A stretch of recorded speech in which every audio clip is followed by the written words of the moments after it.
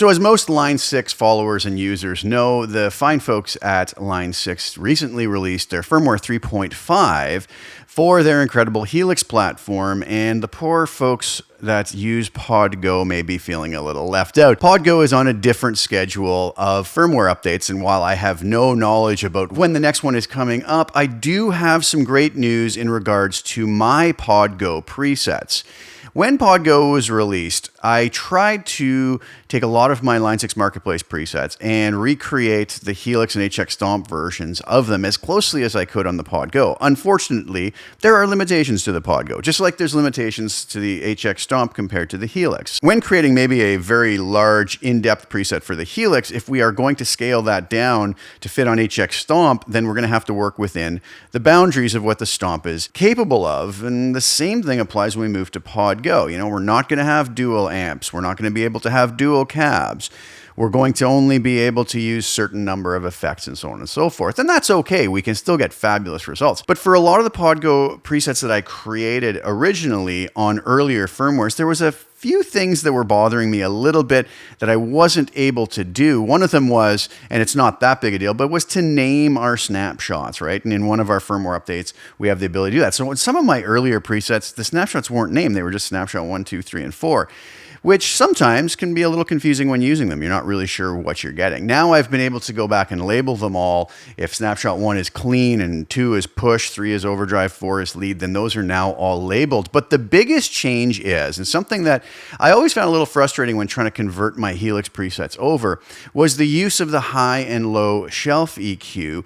Not that there was anything wrong with it, but the settings were different than the Helix. At one point, we were only able to go as low as 2000 hertz on the high shelf, and there's a lot of situations where I use different settings, very specific settings that I enjoy and that allow me to tune my presets in exactly as I want. So that was fixed in one of the recent firmware updates, and as I was updating all of my Helix presets, I thought, you know what, I've got to take the time, go through the PodGo presets, check every single one of them, and tweak them now to match more the original intended tone. I was never unhappy with them. They were always great, but now I've been able to tweak them even closer to the original Helix presets that they were based off of. And I think it just pushes them a little closer to what I was actually wanting to get out of them. So the good news is those are, as the time this video is released, available on the Line 6 Marketplace. And for any customers who already own those, you can simply go re-download them and you're going to get the updated preset in the way it was intended originally before we had any limitations on what the PodGo could do.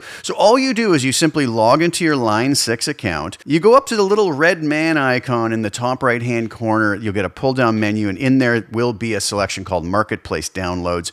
You can go in there and you will find your downloads in there, re-download it, import it into your PodGo, and you will get the new updated presets. So call them the version 2.0.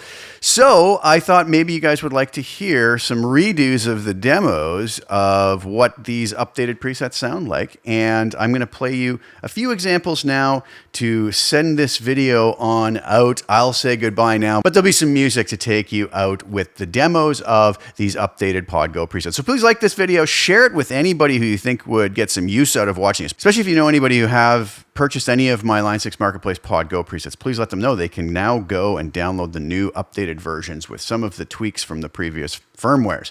Also, please subscribe to my channel, hit the little bell notification to get notified when I put new content out. I'll be back really soon with some more. Thank you guys so much again for tuning in. Enjoy the music, and ciao for now.